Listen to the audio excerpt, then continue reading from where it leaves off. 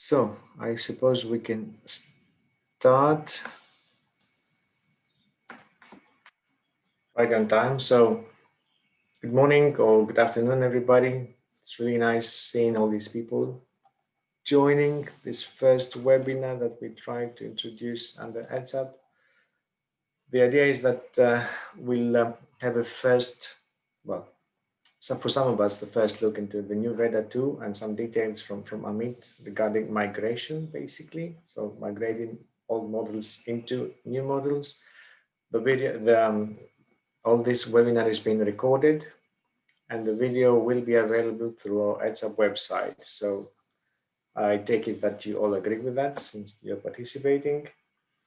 If you have any comments or questions, write them in the chat box, and then we will select and join questions and ask Amit to answer them. So that's the easiest way. And then if there's something more, we can basically discuss it afterwards. So the idea is that Amit will start presentation and then put your comments in the chat. If something is important, we will interrupt him and ask him. If not, we will collect everything in batches and go through them. So that's all from my side. I hope you find this useful. So Amit, you can start. And unmute yourself.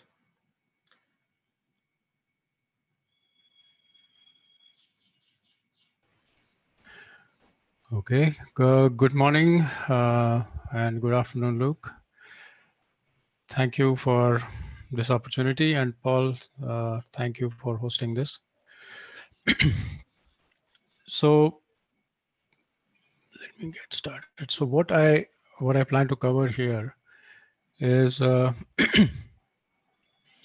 brief background of this whole development and the key features, more focused on the incremental features compared to the old version. Then I'll describe the resources that are available on the internet to get started with Veda 2.0. Sometime on the data flows in this new system, which is slightly different from how it used to be. Very quickly on installation, it's very simple. The main focus should be on how to migrate a model. I think most of you have already tried, but that will also give the opportunity to go into the different functionalities. So we can look at things, for example, how browse is laid out, how items view is laid out, run manager in particular. And hopefully I'll be able to show you the migration process with a starter model. So the audience I have in mind is basically existing users of Veda frontend and backend. So times is assumed, basic Veda knowledge is assumed. This is mainly about if you're already using Veda FE and BE, then how do you get around in the new one? Okay, so we start from here. This was a forum post announcing, and this is a summary of the new features. So very basically, there are two differences in the old systems and the new one. First is the platform itself. So the old Veda was based on VB6 and MS Access. Now 20 years ago, there wasn't much else. But today, this is based on C#, .NET, and Postgres SQL, which is one of the best database systems around, and which is open source. So this is the first difference, that the platform is far superior. And second, which is probably more important, is that when I had started 20 years ago with the first version of Veda, I didn't know that there will be a migrate tag, that there will be a top dense tag, that there will be all these things. They were felt incrementally and programmed incrementally, and so it could never have been as clean as this one is. So and it was basically a prototype, as Paul had pointed out. I didn't like it when he said it, but he's right. So these were prototypes, and now this is the product which is based on those prototypes, and I'm sure you will see the difference. Because when we started building this 2 3 years ago, we knew all these features, so all these, so they're a part of the fundamental design now, and not just patched on one on top of the other. So highlights of the new system, the most important um, limitation that many of you had bumped against was that models were becoming too big. So there is no limits on size of an individual scenario or the entire model. Just no limit on the size at all. The new version is 3 to 10 times faster in synchronizing. I had really not expected this kind of improvement, but I mean, when I started out, I would have been happy with 2 or 3 times. But if given your model structure, it can really be 10 times faster. And importantly, there is a lot of help that you can get from the system to make it go even faster. Like there is tag level time reporting inside, so you can see which tags are taking time, and you can do something about them. Uh, one underlying thing that drives a lot of this performance improvement is extensive use of parallel processing. So, um, and not the parallel processing that happens inside Postgres, but we actually launch tasks in parallel. So, for example, all the files that you have, they're read in parallel. The reading part of the files is in parallel. The FITs are processed in parallel. So, there's a lot of parallel processing going on. DD files are written in parallel. So, DD writing is an order of magnitude faster, and it just depends on how many cores you have. If you have 24 cores, you will have 24 DD files written in parallel. Installation is normally a non-issue.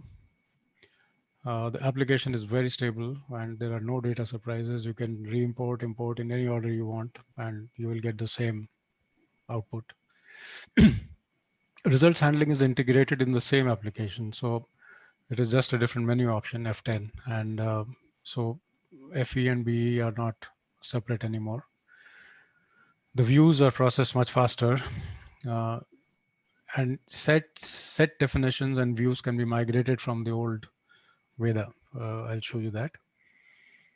Uh, all the input files remain unchanged. The very few differences which we'll go through. But basically, I mean, this was one of the criteria that we had in mind, that users should not have to do much work in modifying their input specification. Uh, Length of item names, process commodity, user constraints, and all, they are limited only by GAMS, but the file and case names have a limit. And the reason is that these names are used as table names inside Postgres, and there is still a limit. So your case name cannot be 255 characters. And in any case, I don't think it's convenient to work with a very long case name. But still, I mean, and there is a check on this. So on the run manager, you will not be able to put a very long name. And similarly, the scenario files cannot be very long, the names. Now, what is new in lots of new things, but a few ones to highlight. There is smart filtering available throughout the application. So if you go anywhere, so for example, if you go here, so wherever you see this yellow box, it means that this is a smart filter. Smart filter means that if you put RSV, then it brings everything with RSV. If you do RS, if you don't put any wildcards, then it automatically assumes a wildcard on either side. If you put a wildcard, then it will respect. So it means it has to start with RSV, so there's nothing. But if you do star RSV, then you will get the same thing. Yeah. And you can write commas. So you can do this. And you can exclude. So this, all yellow boxes support this. So on browse, on results, on everywhere, wherever you see this yellow box, this is a smart filtering box, which allows for wildcards, comma separated things, and excludes. Okay, so that was smart filtering. All the data rendered is rendered in a pivot grid like it used to be. That was a D-cube component. But that pivot tool is much improved. It has a lot more functionality, and so we'll get to that. But and it's a very standard component, so you'll see it in the browse of input data. You will see it in results. You will see it in a few other places too. Um, People who have a lot of scenario files, I've seen models with 100 plus scenario files. I'm sure you are nervous about the cross linkages in files, like you have updates after updates and migrates. And so at some point there was a half-hearted attempt with a yellow triangle that some of you might remember in Veda front end, but this one does a very, very good job of tracking the dependencies across files. So you can see that interactively, and also when you click sync, it offers to include the files that are linked in the sync. So I'll show you that. The column positions of tags are not important. We'll cover that later. Yes, this is another thing that actually even I felt the need for. All the tags and columns are documented within the application. So in the menu, well, I didn't say formally, but this is Veda. So welcome. This is so on the main menu, there is information and tools. So under information, you have times attributes, you have Veda tags, and so which are like across models, they hold across models. And then there is model specific information, which is sync log and no seed value candidates. We'll get to that. UD sets, user defined sets, usage, and model tags. So what I was talking about is this. So each each table, what columns does it support? What are the aliases that these column names can have? And which character would ignore a row, in that table? So because, star is a natural, normal ignore character, but since it's also a wild card, we cannot have stars as standard ignore character. So I had invented this backslash I colon. Um, so each and every tag is documented. And this is also a standard data grid, which has a lot of functionality. So you can do this filtering, and it has a pretty advanced filtering too, so if you want to get fancy, then you can do and or here. But for example, if you want to see which tags support a source scenario, so then you can do that and expand all, and you see that TFM fill, TFM migrate, and TFM update. These are the tables that allow for a source scenario to be specified. For some reason, fill tag has more aliases. We'll make those aliases appear here too. And the last column here is that which which types of files support this table, which tag. So this is a very solid piece of information which can be very handy for all users. And okay, so that's that. Open architecture. So you remember in the old system there used to be a mysterious database called user options and with a SNT. So these were the only places where user specifications were input. Because as you know, every other piece of information in Veda comes from Excel one way or another. So these files were kind of opaque to the user, but now these two things have been replaced by JSON files, so which will be documented eventually soon. So in principle, users could create any definition outside of Veda. Just like you create your models in Excel, you'll be able to create view definitions or cases or groups programmatically once you understand and control the JSON files.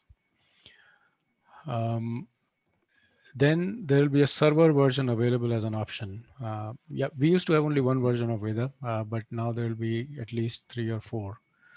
So one will be a server version where so any of the new Veda can be one step back, can be installed on a server and it can be used simultaneously by multiple users. That's not an issue. But the server version means that users will be able to share their things within their own interface. So, for example, when I go to view results, if I am on a server version, then I can say that I want to include the scenarios that are run by user B, or I can say I want to use the views that user B has created. So in a team, it'll be extremely useful to use this version, because you'll be able to do this within the interface and not have to import and export files. So that import export option exists for dispersed users, but the server version will be an option. So this is from a user perspective. Now, under the hood, what is different here? It's really completely different. So, like I said already, the platform is far superior. The architecture is very different, which actually, I mean, which is a very sophisticated one. I also don't know this fully, but this is state of the art, and it makes contributes a lot to the stability and ease of maintenance and lack of surprises. Extensive use of parallel processing, FIT, UCT, all variants of DINS, wherever possible.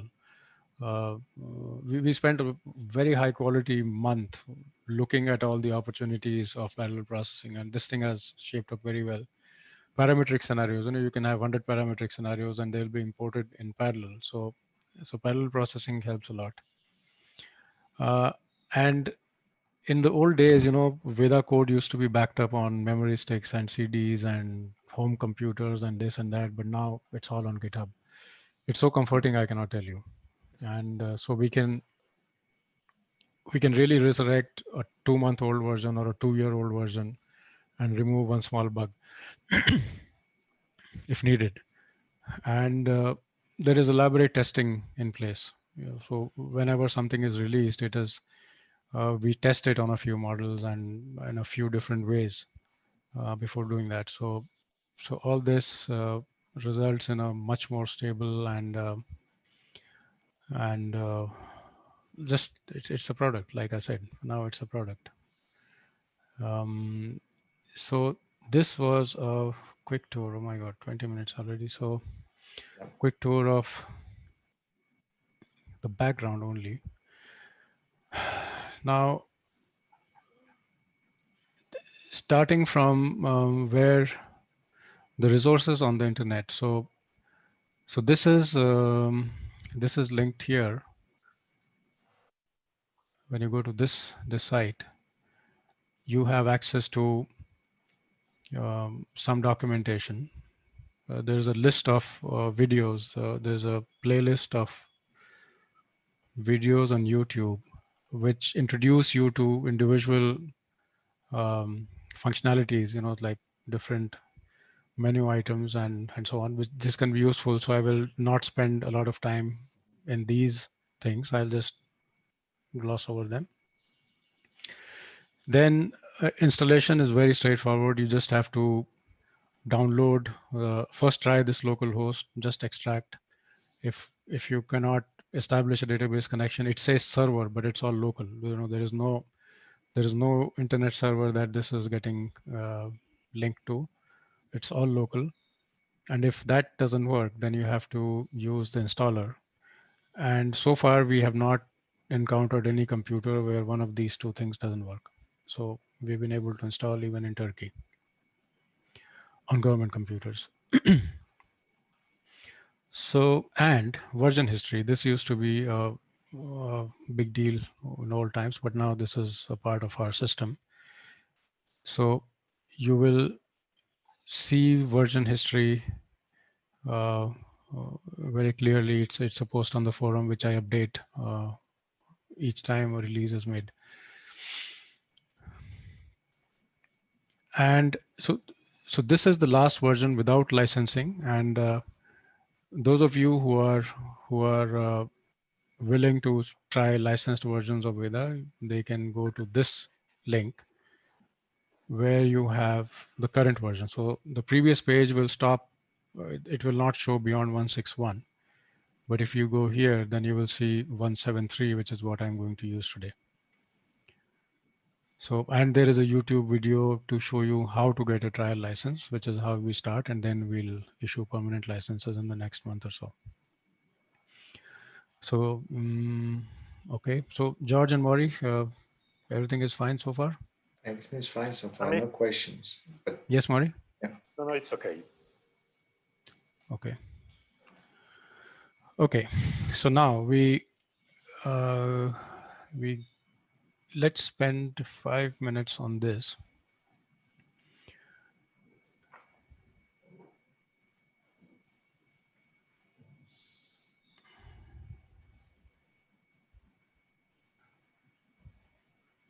So this is just to see how the data flows across various things.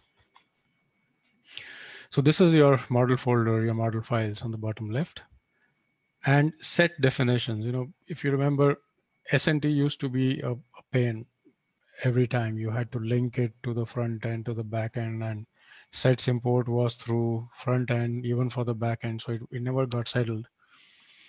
But now set definitions are in a file and it is in the root folder of the model, and it's always synchronized, always read, never out of sync, all good. So the model files and the set definitions are in the model folder, which through the navigator goes to Postgres. Then Postgres drives browser, item details, item lists, and run manager. So these things interact with the database only. And the user settings, like the groups and cases, and there are no views here. They are stored in JSON files here in a folder called app data in the model folder. So that's a two-way interaction because the database writes to those files and reads from those files. And then from the run manager, you create DD files and scripts which are run. And at the end of the run, you have a data GDX file and a VD file. These two are imported automatically into the Postgres database. And this database then drives results. Okay, and result views also, actually there is an arrow missing here. The views that you create are also saved as JSON here. So all the external input, all the definitions of all types are stored as JSON files in the app data folder, mainly from run manager and from results. And so that's the very broad flow. Now, one, it's not fair to call it a major difference, but one major difference between Access and Postgres is that in Access, each database is an MDB file on the disk, which you can move to a different computer and get and just go. But Postgres does not have any schema based or table based or database based file. It's all inside. So the only way to actually see a database or a table is through a UI. So the only way to actually move databases out of a computer are through a backup and restore operation, which we have not done yet and which we are not even sure we'll do. So basically, when you transfer your model, the database never goes. So it's only your Excel files and your user settings that will go with the model folder. So if you go to a different machine, then you have to start from scratch on that machine. The only saving grace is that a start from scratch is so fast and normally that hopefully you will not mind. But yeah, so in any case, I'm sure you used to do that with VD files anyway, because those database folders were also portable in principle. But anyway, so that's one difference to keep in mind, that when you move models, you only move the Excel files and user settings, not the database. Results are very different in the sense that you used to have different folders in Veda backend databases folder, and you could use a common folder for a bunch of different models like the demo models. Uh, Now here, the model database is linked to the results database also. So when you are in a model database, your results are a part of the same database. And as I said on the previous slide, your VD files are imported automatically. So if you want to see old VD files or VD files from a different model, different model meaning a model that is named differently or it's a different folder, you can, from the tools menu, you can import VD files and you can also import data GDX files. And once you import, then you can see them like you do normally. So that's a little different. Like you don't have a select database for results. You are always anchored in your model database, even for results. Okay, now we go to the migration process. Yeah.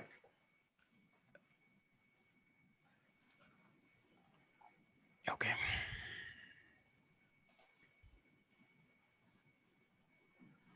So I mean, just quickly, basically, if I have the latest version that I have is 161. So if I need to move forward, I need to go to the licensed version, right? Yes. Okay. So the first time you launch it, you will get a screen. Mhm. You just Okay. follow the instructions. They should be straightforward. And there's a video section. Okay. So let's do this in parallel. So I have a beta starter version. So beta applies to the starter, not to Veda. Okay, this Veda is pretty whatever is after beta now. So so I will copy this folder which works here, which took 6 minutes and 10 seconds to import on this machine on this version of Veda. So I will take this and take it to the new environment and we'll go through the migration process. So I'll go here. I have this Veda. So the first time you import a new model, you may need to resolve two kinds of things. One is overlapping ranges. Old Veda used uh, to do a lot of manual operations on tables. The cells, it a lot of things were read cell by cell. So we would stop when we encountered another tag. So even if you had two tables which were kind of in the same range, old Veda was able to manage, but the cost was that it was doing it very slowly. Now the new one sucks in ranges of Excel as tables in one shot, like before actually processing them. So if two tags get read at the same time, then we cannot deal with it. But we identify that situation and flag it for you to isolate to make sure that the different tables are not entangled. The second thing is that you could have duplicate columns in old Veda because again it was doing column by column. But uh, this one will flag those cases, and you'll need to resolve those issues. And this is like which Maury was pointing out, that this migration of set definitions and views should be done very early on. Um, so things that are different, I don't think we should go through all of these because they won't even. Um, what do you say? Should I go through these two pages, or should I start I think you should start migrating? migrating, Start basically. migrating. Yeah, there's too Yeah, much talking. Yeah. yeah. So, okay. So I have put this model folder here. I have not made any changes so far. Okay, and the corresponding backend uh, exists here, VT starter VBE. So the first step would be to to get the set and view definitions from this SNT file into my new folder. Okay, so for that, along with your installation, you will get this file, which will be in the folder where you have this local host. So you open this file. Okay, you have to do it twice and enable macros. So it's just saying that you will need to identify two things. So locate the SNT database. So I locate the SNT database and the model. So that's my model folder. So I've identified that this is where I want to get my definitions from, and this is my new model folder. Veda models, convert to Excel.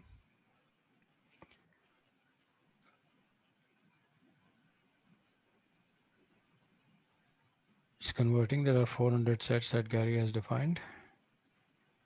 So it has written two files, and I exit. So what this has done is created this file from the SNT file. So this has set definitions like, and Auntie helped me debug this one, which was quite messy. So, okay, so this is set definitions, and it has created this app data folder with result views. So the tables that were defined there have come here. Okay, now we can launch the new Veda. So let's launch it.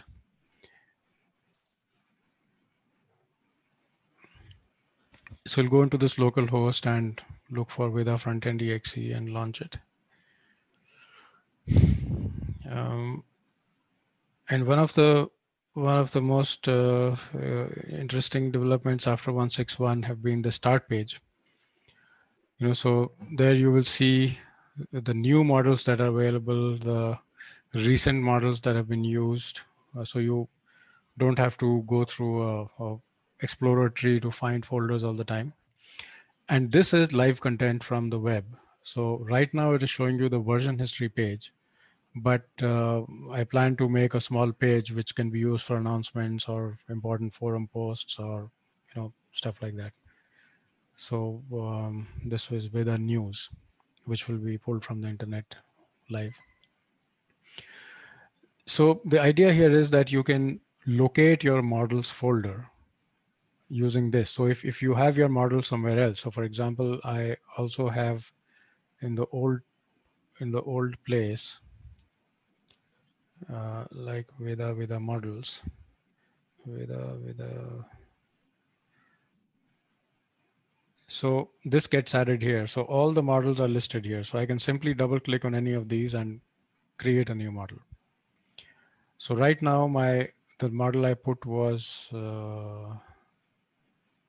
here. So I get to that one. Okay. So there's already a little. Now in this version of Veda, you can work on multiple models in parallel. So each time you open a model, it asks you, do you want to open it in a new window or do you want to replace it in the current window? So I say new window. So it goes through a little server connection and then it will come here. There's a Okay, this is slightly counterintuitive because you come back to the start page.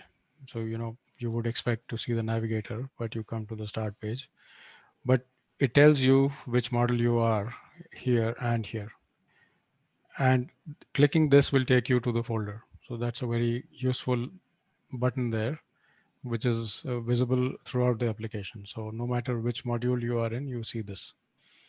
And I always insist that you should use these links to go to your model folder and not go through the file manager, because it's very easy to get confused if you have many models, and it's much faster and more reliable to use the navigator or this button to reach your model folder. Okay, so I go to the navigator now. It's appearing like this because yeah, let me just do a start from scratch, because of course I had tried this last night and I had renamed the model. So I just delete this 1 minute from your memory. And normally it would appear like this. So I have just put that model there, and this is how it will appear, that this is all ready to be imported. So the first thing I recommend you do is to convert your XLS files into XLSX or M if they are macros. So that is done automatically by this. And the reason is that our new way of tracking the file vintage doesn't work very well with XLS files. So you will see them turning red for no reason. But XLSX are quite reliable, so you can just convert them. And what has happened as a result is that all the files that were XLS have been moved to this folder. So this tells you that this folder contains backup files. You can just check and delete once you're happy. Uh, so we have, so all the model files have been converted to XLSX. Good. Now we start to synchronize. Remember, it took 6 minutes and 10 seconds. Okay. Why has this happened? Because of renaming. This is a hangover of that same renaming thing, but don't worry, you will not see that. And as usual, if in case you encounter a problem, start from scratch still helps.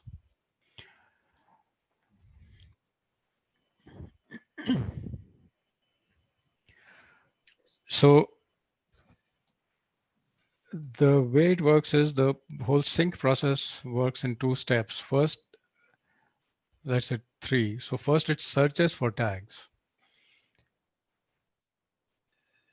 and then it will read those tags. So the searching is done with Excel objects. The reading is done um, with Excel data reader, which actually reads the underlying XML. So this is one of those two things that were identified there. Where here, first time you import, you may need to resolve two types of issues: multiple Veda tables in the same Excel range. So that's what we are dealing with there. So we just, because the tag information itself is enough for that, because I know the range of each and the tag address. So this is saying tags and range of other tags found.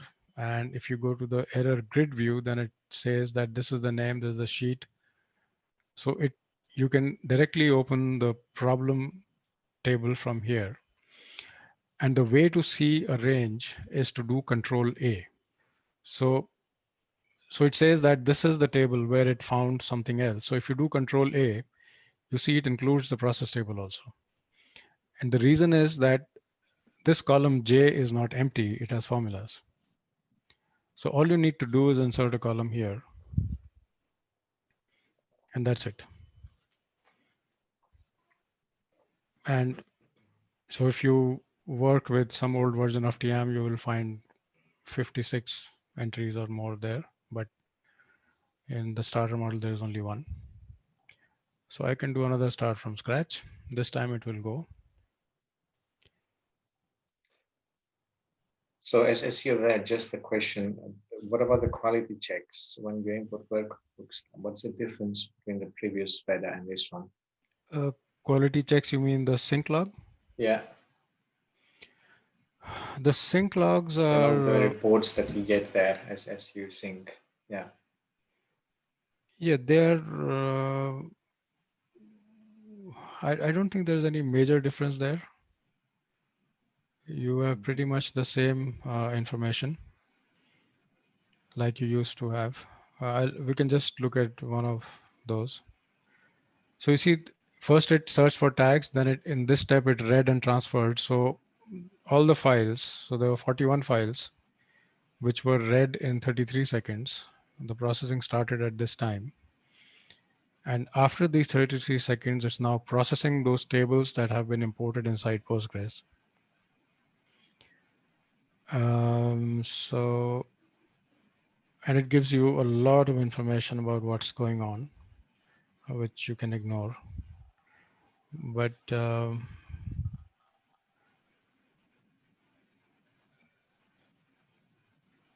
So all the subres files are also processed in parallel. So you see they have finished at the same time, 12:58:37.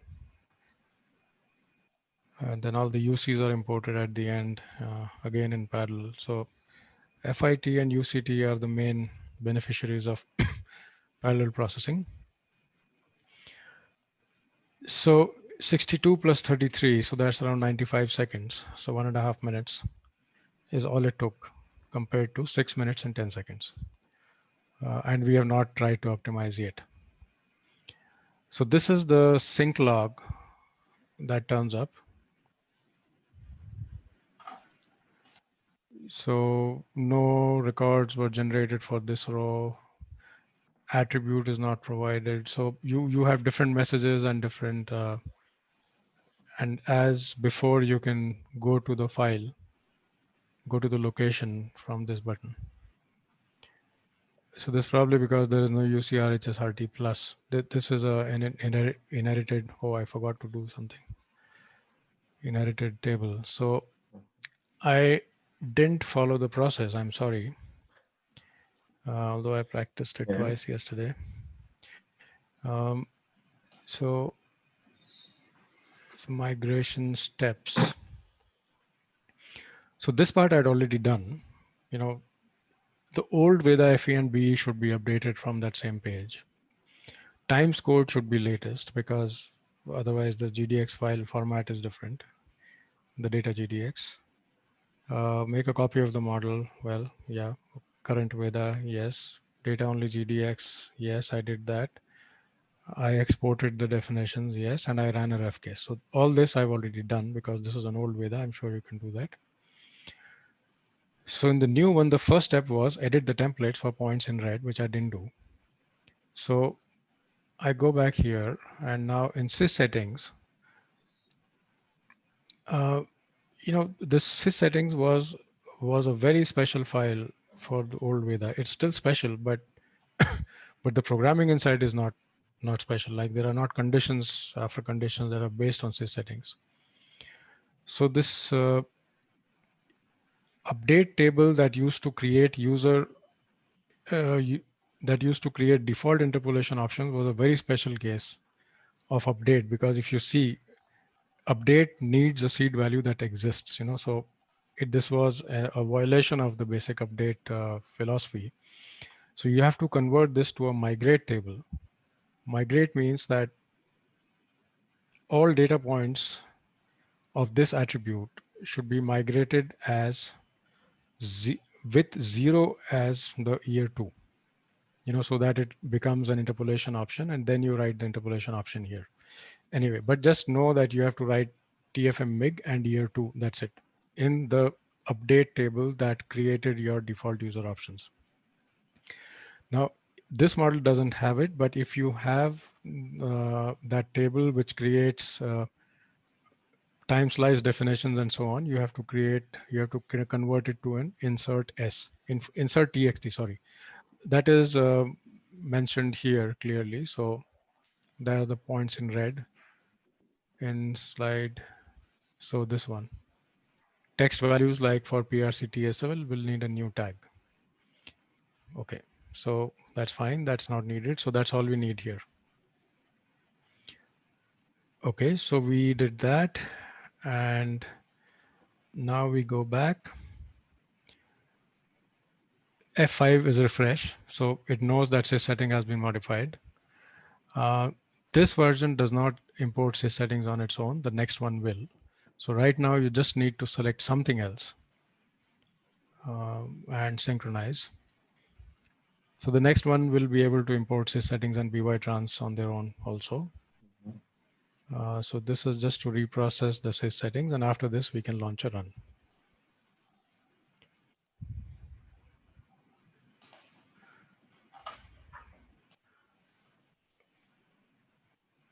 As we wait, just a question I have seen here. Can the users create new times attributes using JSON definitions? No.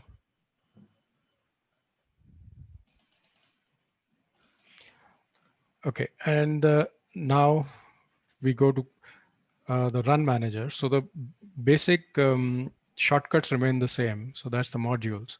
Navigator, browse, items, detail, run manager, results. So run manager, this is what is most different from the old version.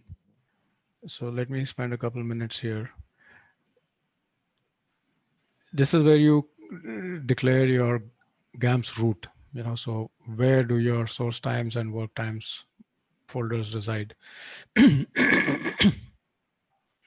So you can choose a different root path, but Veda is where I want it to be. I can choose GAMS work times as the default work folder and 443 uh, as the default source folder.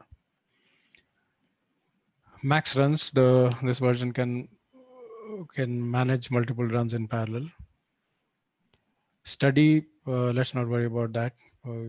Solver, again, these are the defaults which will apply to new cases. Restart option, and this also I'll cover later. So this is the part where you basically declare your default GAMS root and GAMS folder and work times.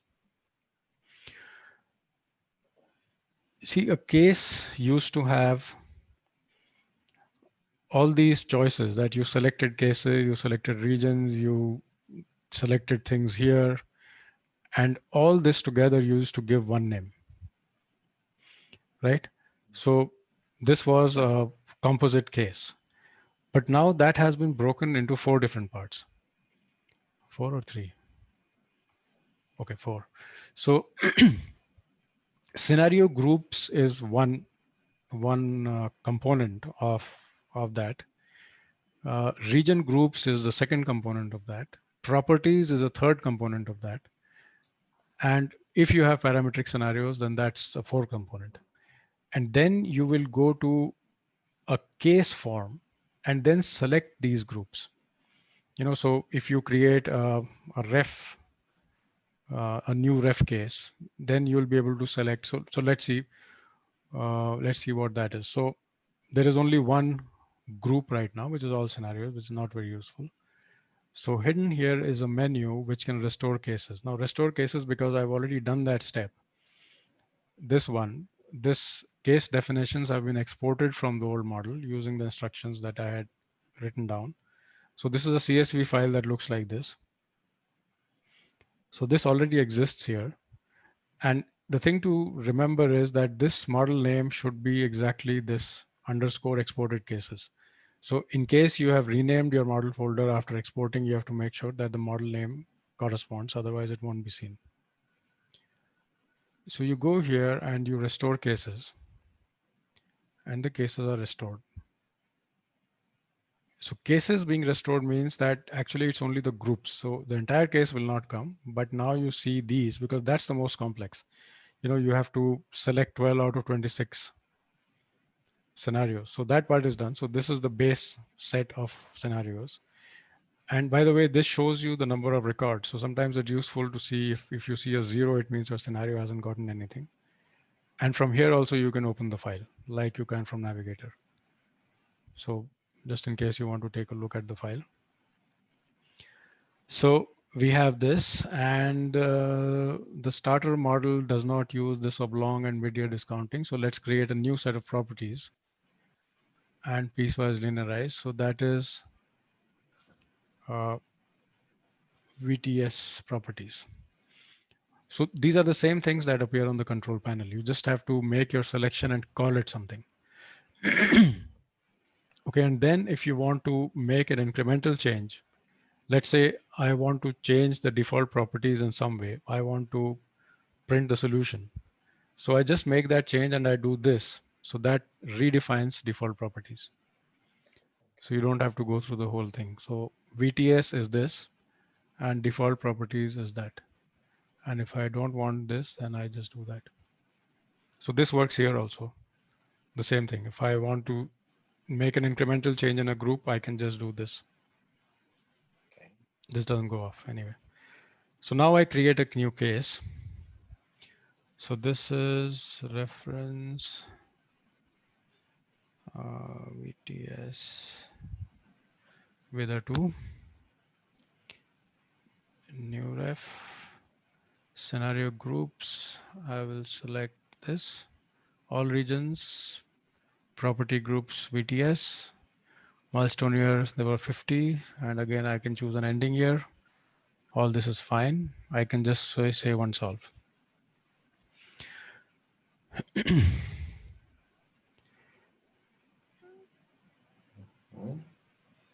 So it has solved. So that's good to begin with because we've just migrated this model. It's solving, which is very good. Um, so now it is importing the VD file. It is importing the data GDX file. All that is on its own. If you launch multiple runs, they will all get imported in parallel while the other runs are going on. So now to be able to compare, I would need to import the previous data GDX and the previous VD. So I go to tools and I import GDX files. Now where are they? They are in um, Veda FE CAMS work VD starter, and that's where it is.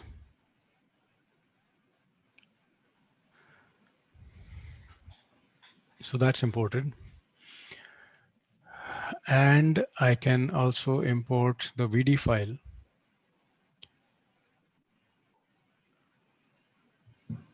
I can import the VD file from the same because that's the old structure. So that's the run I had done.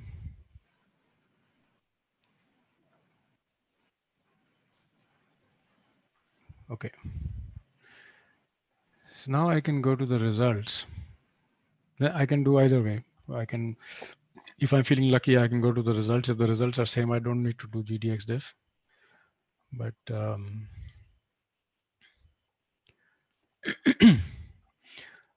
so when you go to results, you see this because it is reading the set definitions. So each time you launch results, the set definitions will be read so that you are always in sync. So this is how the results functionality looks. There's a lot of flexibility, almost too much in how you can arrange these. You can move these around. You can club them. So this is the thing that you have to keep track of. Uh, so you can, if you want, you can add it here. This list. That's not very useful though, but just to show you that it lets you it lets you do a lot of different things. And if you end up in a configuration that you don't like, which is very likely the first time you try it, then in user options you have a way to delete settings. User options, layout settings, and if you do this and delete, then it will just delete whatever you have saved by mistake, because this is auto saving. So however you leave it, that's the way it will appear the next time. So then it goes to the default setup. Then it will go to the default setup, Okay. which we have spent some time thinking about. So if you notice, the scenario, period, and region are in a in their own group, which is because I believe that these are the things that should be used for global filtering and not for, they should not be included in view definitions, because these selections apply across views and they change from day to day. So you should never have scenarios and periods and regions a part of the view. So for example, right now we want to see, now you see a third view because this is from last night, but this is the one we have created now. So if you hold control and click, then you see the selection appears here and this color is different. So this is a global filter. And now from here, I can bring up, so these are the result views that have been exported from old Veda. So I look for OBJ and I will find that it's cheaper. So that's the original run 117 and this is 1115. So that's cheaper. So we definitely have to look at the GDX diff. So for GDX diff, we can go to browse And browse lets you look at GDX diff.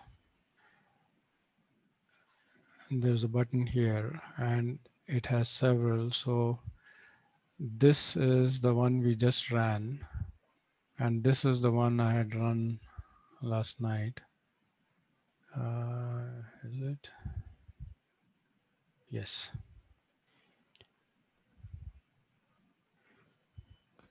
Okay, so the GDX diff is ready. Now I can do a few different things.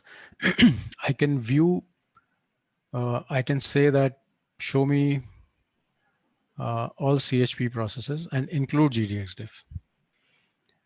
So I see all the CHP, and if there is a, so it seems there is no difference in CHP, at least because there is no GDX diff scenario that appears here. Now if I do ELE, so I'm showing you this because I mean this is something that you cannot do in the in GAMS ID if you do a GDX diff. So basically you have the diff here, which is available for filtering in a meaningful way. You know, you can filter by region or by whatever you want.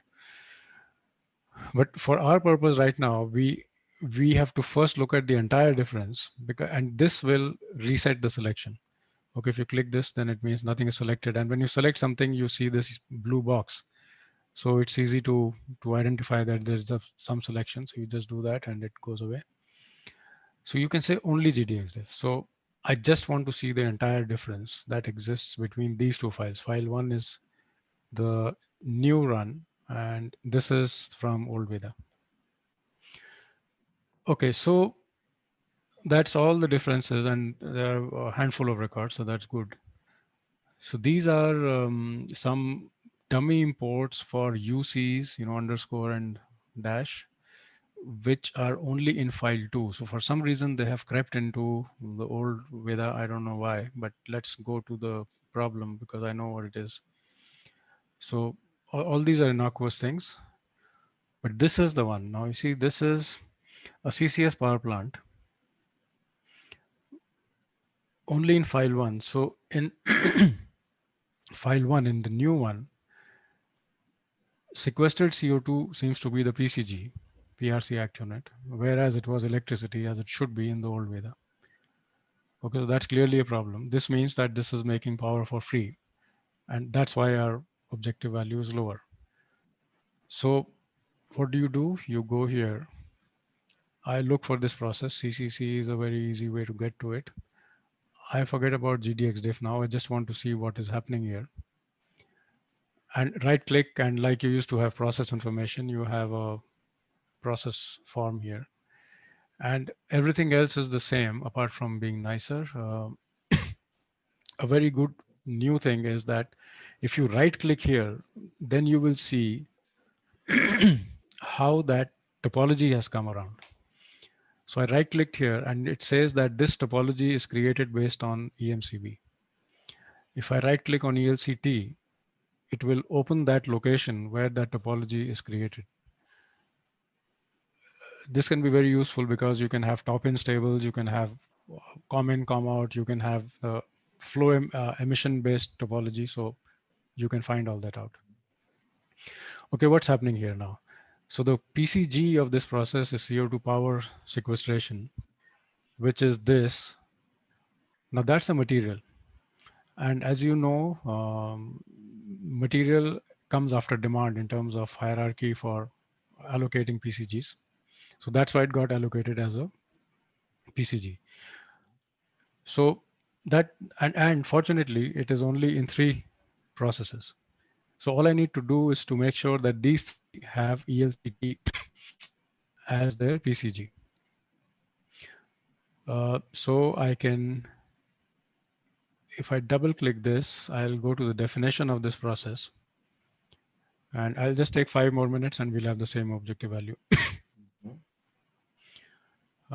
If you don't update, you go here. So these are the processes together. And I say that I know that this is PCG. This is the primary commodity group. So why has this happened? Because mm, I mean, this material has been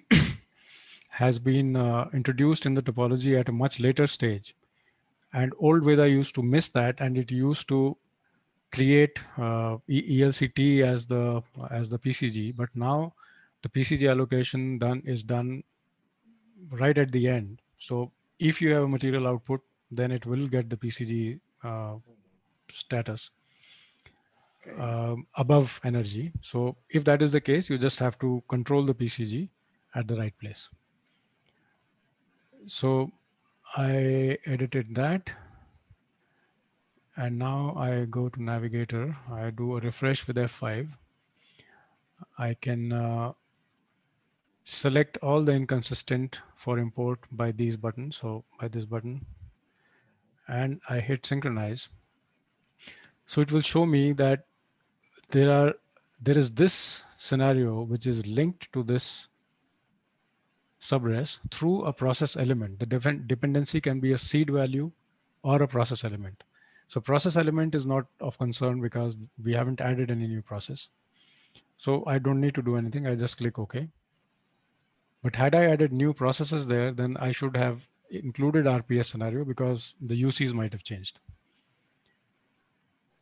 So this is this makes you feel a lot safer because it will warn you if there are potential files that can change their output based on the changes that you made. So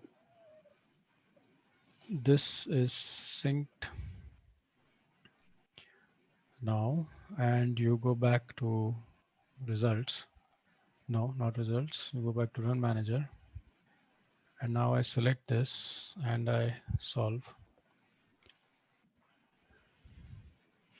So 1179 was the 117153. So that's imported. So this has already been imported. I just need to go here and what is happening here? Yeah. So 117192, 117153. So that's close enough. Okay. I think I'm out of time. Okay. Were there any questions in this time or? Not really. I mean, there's a question by James, but I think you can answer that directly. But nothing else apart from what I have asked so far. So There is also one from Kenneth on how to run many scenario. How to run what? Many scenario. Many scenarios. Okay. So you just have to have just multi-select and run. So if you are, oh man, this is this or is he? Are you asking about parametric scenarios, Kenneth? Just to clarify. So if you just create copies of cases, I mean, you can just create multiple cases and you click solve, then you will see two windows at the same time and both will.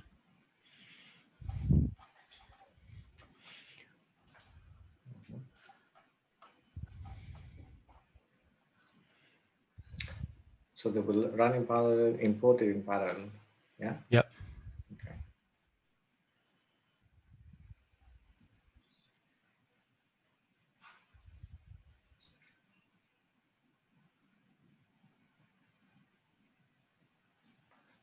Good. So now if you go in the results, you have both of them there. Sorry. Okay. So yeah, and yeah, that's a good idea because now if you go to results, it will say that there's a new scenario that is available. So if you click F10, then it will say following scenarios can be included because the one with same name is already done. So actually what happens is that the VD file is imported, but the element lists are not refreshed. Because this result might have new processes, or in fact the scenario list needs to be updated. So it is about including that in this view. The VD file itself is always imported. So that's just a little thing. So now, and Control O works here, so you can move very fast. Control O will open this. And actually, Is there a yeah. limit to the number of scenarios that can run in parallel? No, well, first it depends on your number of cores, and second you can set it here. Normally you should choose a reasonable number because it can slow down your machine if if you launch too many at the same time. Depends on the size of the run and number of cores and memory, of course. So and I didn't show XRES. XRES is on right click. You'll find XRES, and the global filters you can save by name. So just like you can save a view by name, you can save a global filter by name. And the usefulness can be if you in XRES, if you just want to see F in F out, and so let's say I select F in F out and combine M, and I save this as a short XRES.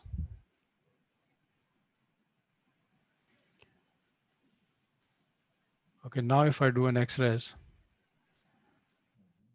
then I will see only F in F out and combine M. Okay. Otherwise I see all kinds of stuff. So you see everything. Okay, so the Yeah, default is that you see everything, yeah. Yeah, default is that you see everything. So default is that you see all the M marginals and this. But Okay. Have you got somewhere all the list of shortcuts? list of what? The shortcuts, the F5, the F this, and the F that. Is there a list They are somewhere? mentioned here, F6, F7. Okay.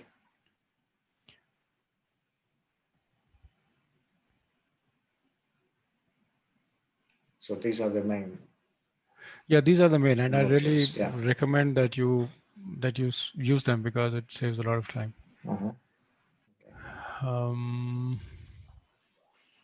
I haven't shown that. Okay, the one last. So if you want to, let's say I want to see all the electricity views. So now this will bring in 3 scenarios. So I've multi-selected and I click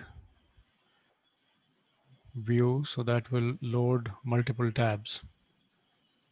And I will also show you the charting facility, because charting facility was really not usable in old Veda, but this one is pretty good. I think one of these tables is big, but that shouldn't take so much time. You see this batch export button here. It will allow you to export into Excel or as CSV. And so is this like the previous update Excel function, or update Excel is not done yet? And actually, I think the basic purpose that it serves is met much better by by other things. But let's see that. So it has opened all these different tabs, and so this is the grid view that I had mentioned. So this is the same thing that you view your input on the GDX diff everything. So this is the decimal control. This is an auto fit, which will just fit it well. This is to enable a chart, and this is my favorite feature. So when you do this, it brings a chart alongside, and whatever you highlight here gets charted like this. So where are we? This is fuel consumption. Let's say electricity generation by type. So I get rid of process and I do this, and now I can see it like this. And you can also make this bigger. So it's very easy to see things, and you have the option here of making simple changes here. So you can see a bar chart and combine and stack.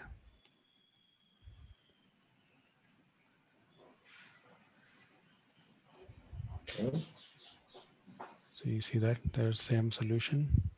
You can also see a percentage view without much trouble.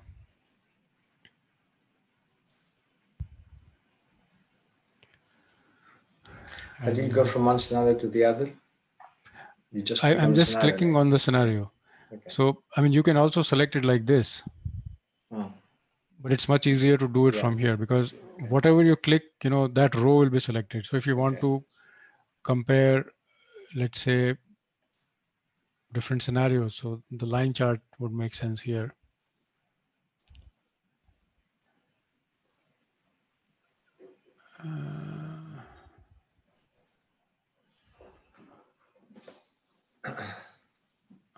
Okay. So Paul is So asking, I think this, sorry, yeah. yeah, so these are all overlapping, so you don't see, but normally you Okay. can compare variables across scenarios like this. So these are the two very handy ways of quick browse. And last thing is this CSV export and Excel export. So it will just export Okay. all the open tabs. Okay. So this will export what you see here in Excel. Yeah. Can you do that?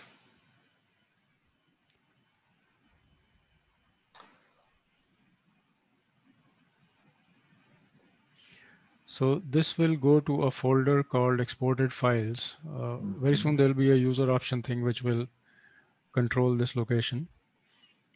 So it first exports different files and then combines them into a common exported file. So it exports all the tables that you have defined. Yes. Okay. And actually one of these is, I think, very good, very big. That's why it's been taking so long. Okay. Amit, export all the tables you have defined or only the one you loaded? No, only the one that I've loaded. Okay. Okay.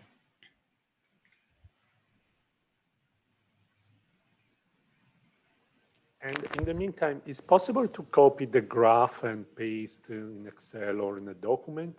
Is there any option for that? No. I recommend you either take a screenshot or make it in Excel. I think that's when my preferred way would be to use the CSV export and take it to Power BI or something else. It depends. I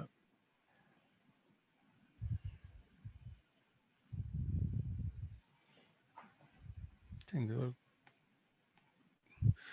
and one very important difference in Excel and CSV export, that Excel export respects the format that you have, the aggregation.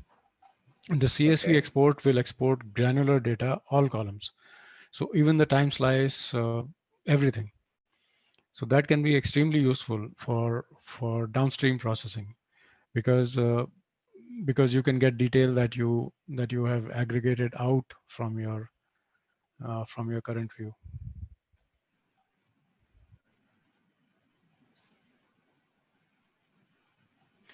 You know what? I think what has happened is that the select all has worked on all tables. That's why it took so long. Okay. I mean, I was expecting only the electricity tables, but this is a common problem that we get into, that the filtering happens, but the select all works on the entire list. So that is what has happened. So it is actually exporting Okay. all of Exporting the everything. Okay. everything. So it is doing what you had asked, not knowing. Okay. Okay. But yeah, just to So, open one of these, and yeah. eventually it will then combine these into a single file. So these are being exported right now as individual files, but they will all be Yeah. combined into a single one with sheet names as these. Okay. So everything will be in one Excel then, all the tables. Yeah. Multiple files, multiple open views are exported in a single file. But the CSV files remain independent, of course, because they can't be combined.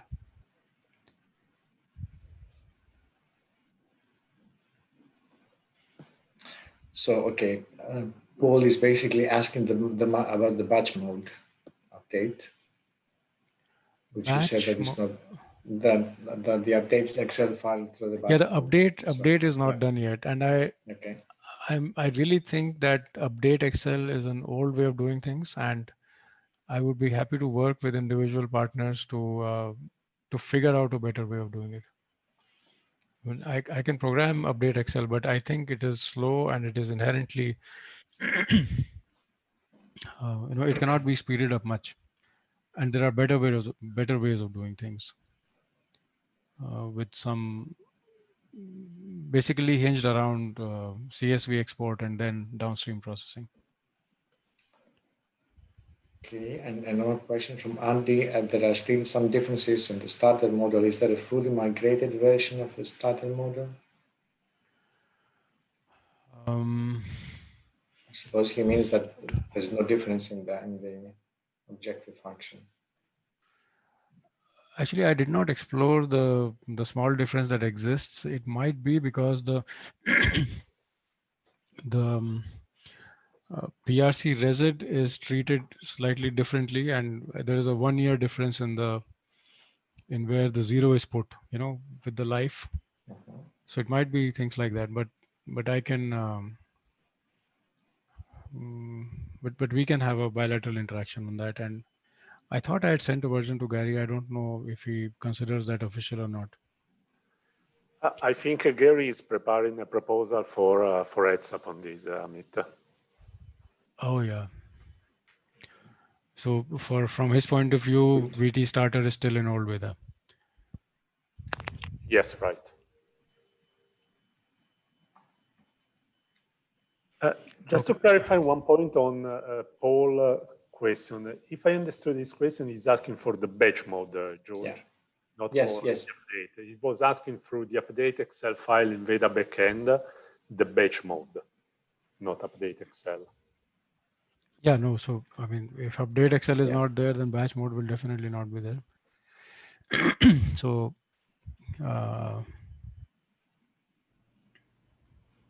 Hey, I mean, is it possible to stop the process of uploaded to Excel in any time?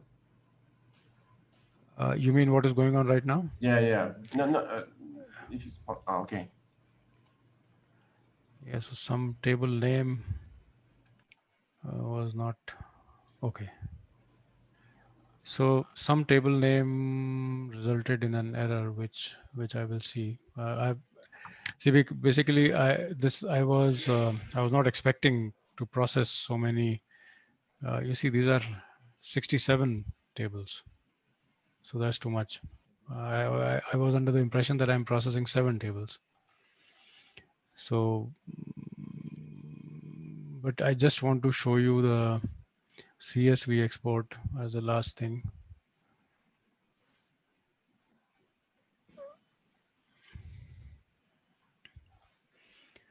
And right now I felt the need to cancel also. I have not felt it so far, but we'll build a cancel button on this results processing export.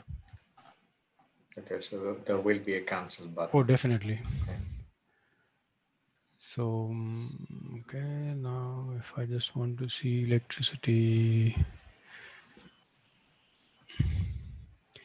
capacity by type, actually capacity by type is not a good example because it does not show you electricity generation by type. So if you do it like this, it will just keep on adding tabs.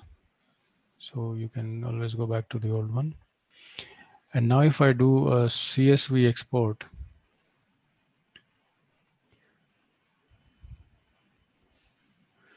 so you see time slice is aggregated here. Okay, so if you do an Excel export, you will not see results by time slice. But in the CSV export, electricity generation by type, time slice is there. So if you do a pivot table, then you can actually see things by time slice, which can be extremely useful. James is asking if it's possible to directly link the results database to something like Power BI or Tableau rather than do this, rather than Results exporting. database. Yeah, directly. See, results database has VD files. So when if you want to link VD files, you can link VD files. I think the main value add of results processing in Veda is sets. Set definitions and combination of filters, that you are combining certain attributes with certain sets. So if you do that, then it means that I don't understand. I mean, what is the meaning of direct link of database with? So the way I see it is to create these views, do a CSV export, and then link these CSVs to Tableau or to Click or whatever, Power BI. So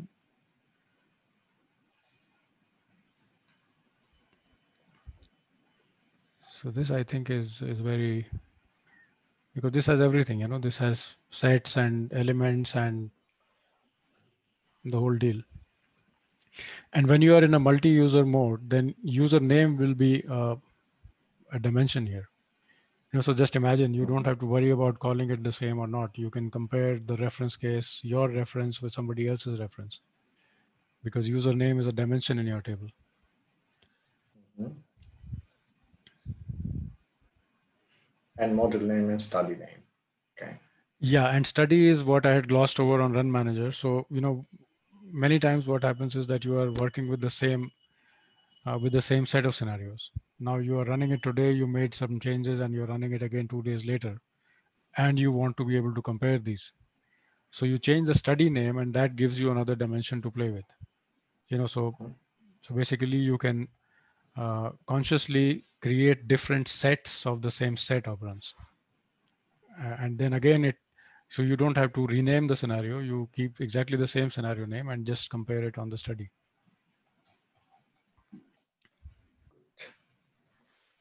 Okay. Now I think we have to stop here because we're already almost half an hour past the time we should finish. But as I said, this recording will be available on the website under workshops, and probably the other webinars will follow. So we'll see if, I hope you found this interesting and useful. And the next trainings will be with the new Veda. So the basic trainings that are offered by ETSAP will be with the new Veda from now on. And we'll see, if there is interest, then we could have a series of webinars which can go into more details on migrating, on operational of Veda, and so on. So I think we should stop here, close it here. Thanks a lot, Amit. Thanks a lot, Paul, for hosting this. And thank you all for spending the extra time to stay with us. And we will announce more webinars to come in almost on a monthly basis. So you can see the updates on the ETSAP website. So thanks a lot. Thank you. Thank you. Bye-bye. Thanks. Bye-bye.